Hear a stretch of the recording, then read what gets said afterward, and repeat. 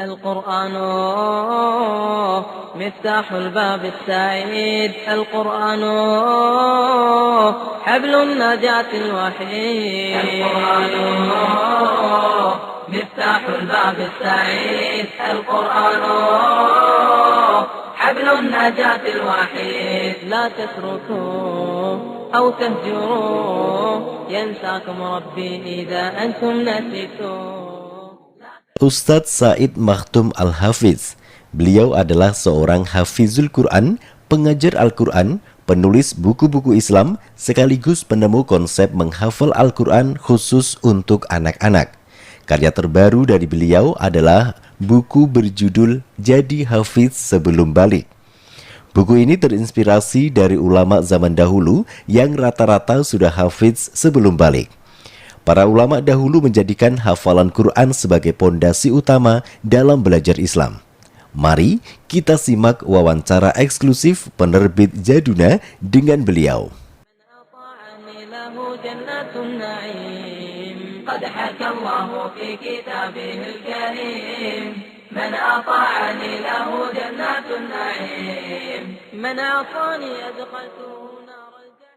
Alhamdulillahilladzi bi ni'matihi tatimmus shalihat wa bi fadlihi tatanazzalul khairat wal barakat.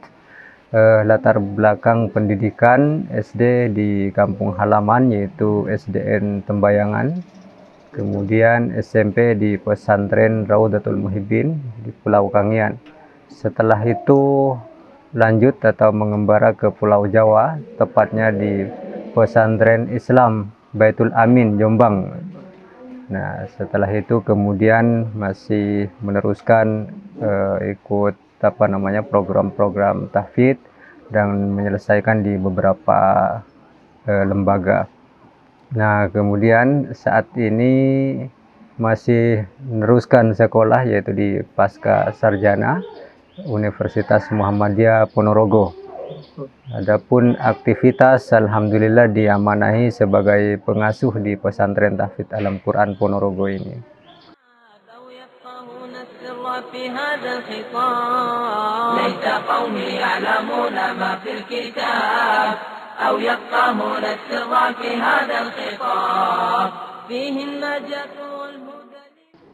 Adapun karya yang pernah ditulis sebenarnya sudah sekitar 12-an buku. Di antaranya adalah buku Waktu Adalah Surga yang diterbitkan oleh penerbit Hilal Bogor. Kemudian buku Pemuda Kesatria Langit itu diterbitkan oleh Pustaka Arofah Solo. Nah, kemudian di antaranya juga adalah buku Sebulan Hafal Quran yang ini sempat menjadi buku bestseller nasional. مفتاح الباب السعيد. القرآن حبل النجاة الوحيد. لا تتركوه أو تهجروه ينساكم ربي.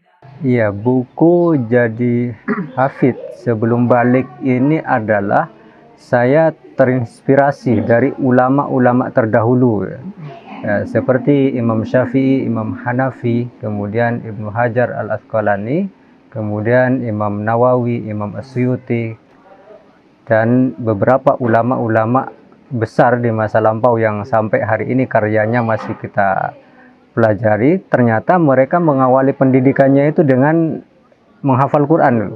Bahkan dari mereka ada yang tidak belajar ilmu fikih atau ilmu lainnya dulu sebelum mereka hafal Quran. Sehingga harapan dari buku ini adalah bagaimana orang tua itu mampu melahirkan anaknya hafal Quran sebelum balik. Begitu juga para guru atau ustadz di berbagai lembaga itu diharapkan dengan buku ini bisa melahirkan anak didik yang hafal Quran di usia yang masih belia, usia emas.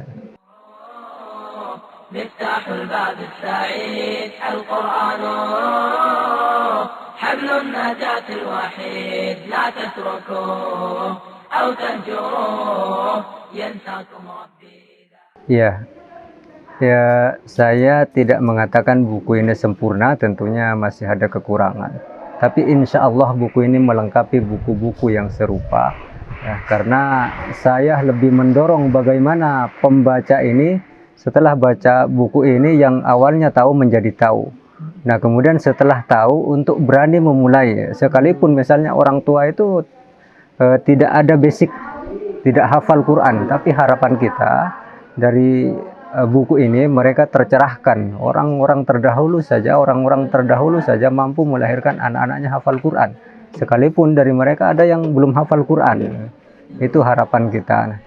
Itu diantara kelebihan buku ini adalah selain motivasi, juga ada edukasi. Di sini ada tahapan-tahapan pendidikan tahfidz.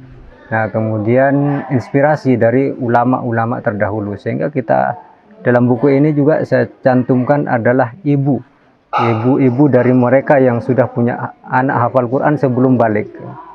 Di antara kelebihan buku ini, satu adalah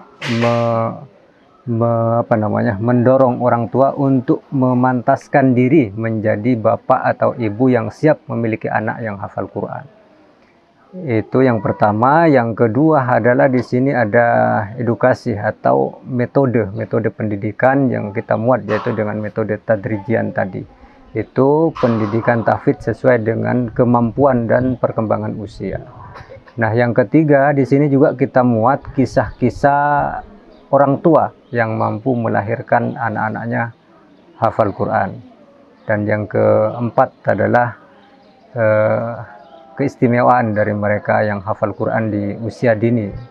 Di usia dini mereka dengan mengawali belajar Quran di usia dini, mereka akan lebih mudah belajar ilmu-ilmu lainnya setelah mereka hafal Quran. Ternyata setelah saya membaca kisah-kisah ulama terdahulu yang hafal Quran di usia sebelum balik, Masya Allah, orang tua mereka itu sampai dari hati-hatinya terhadap apa yang mereka konsumsi itu, ya, sampai ketika dikasih makanan oleh orang lain itu yang nggak jelas asal usulnya tidak diterima, ya. Khawatir ini syubhat apalagi haram, ya.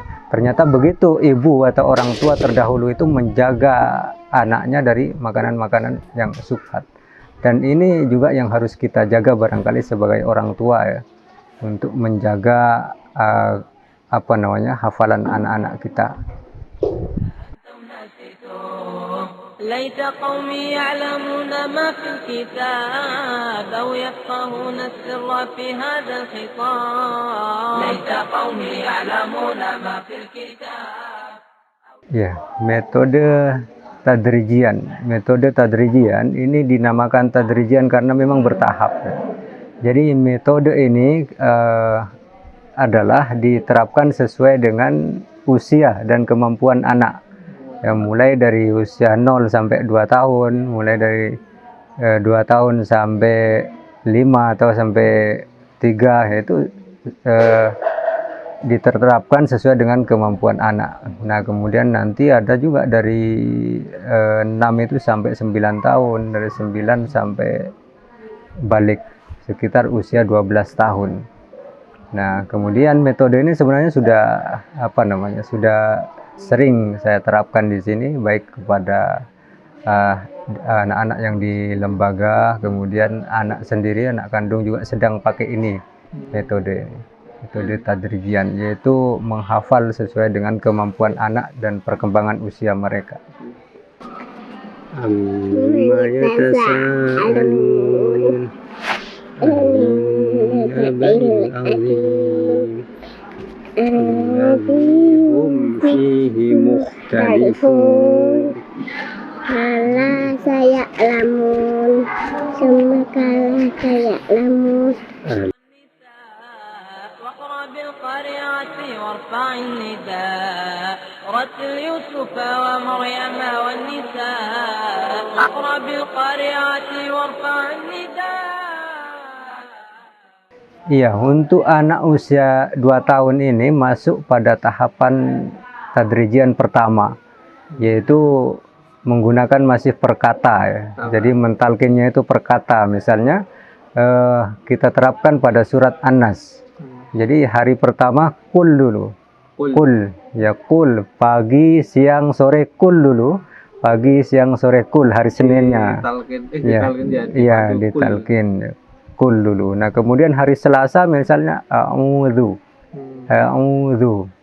Sampai a'udzu dan kul ini betul-betul terekam di memori anak. Nah, baru nanti lanjut Selasanya bukan melanjutkan ke birabbin nas dulu, tapi kembali lagi ke awal. Qul a'udzu, setelah dua kata ini lancar baru birabbin nas gitu. Pengerjaan bertahap. Nanti kalau sudah usia 5 tahun, anak bukan lagi per kata tapi bisa per kalimat atau per ayat kalau juz 30. Ya, insya Allah bukan garansi ya. Kalau garansi itu pasti. Tapi insya Allah dengan izin Allah, kalau sama-sama istiqomah, anaknya istiqomah, kemudian orang tuanya yang paling penting, kadang orang tua itu kan tidak sabar dengan menikmati hasilnya. Jarang yang siap menikmati prosesnya itu.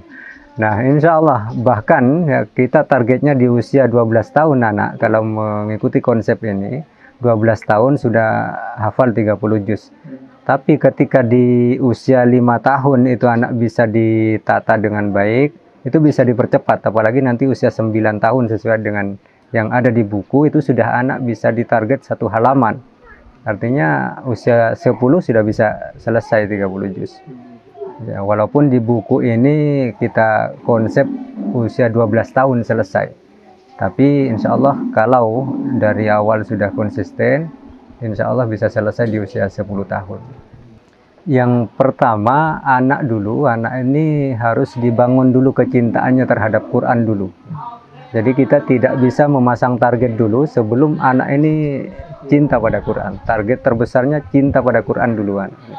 Nah, kemudian ini penting sekali kerjasama antara orang tua dengan lembaga dalam penerapan tahfidz ini. Kadang lembaga sudah matok targetnya sekian, tapi orang tua membiarkan di rumah. Akhirnya yang dihafalkan di sekolah hilang.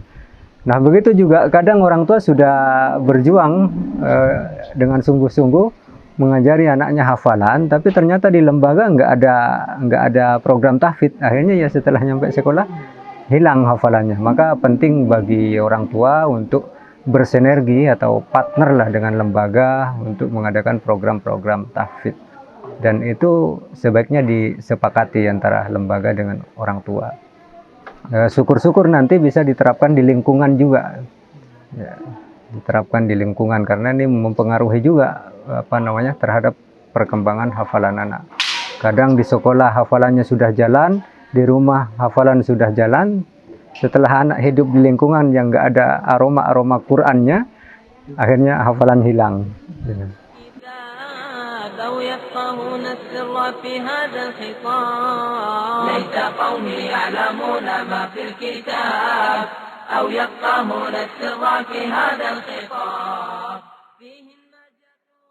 Iya, sejarah atau awal berdirinya pesantren ini ya saya sama seorang dokter ya, yang punya keinginan untuk melahirkan penghafal Quran. Awalnya memang hanya TPA biasa, tapi ternyata mimpinya lebih besar daripada itu. Kemudian kita buatlah pesantren, namanya Pesantren Tahfidz Alam Quran. Dan ini alhamdulillah sudah meluluskan 3 angkatan gitu. Meluluskan ini sudah tahun ke-6, berdiri tahun 2016 kita. Dan alhamdulillah tahun ini santrinya sekitar 70. Ya, alhamdulillah, karena yang daftar sebenarnya banyak, cuma kita mampunya segitu, sementara nerima hanya 25 per tahun. Target pendidikan 3 tahun, target tahfidz, program tahfidz di sini 30 juz. Angkatan pertama sampai angkatan ketiga itu sampai 80%. Nah, ini 3 tahun terakhir menjadi 70%. Tapi dari sisi kualitas lebih meningkat. Artinya kalau dulu kan selesai. Sekarang target kita 20 juz itu ada mungkin. Nah, ya, jadi memang secara kuantitas diturunkan tapi kualitas kita naikkan, yaitu kekuatan hafalan. رتل يوسف ومريم والنساء اقرأ بالقارعات وارفع النداء أو تهجروا ينساكم ربي إذا أنتم نسيتم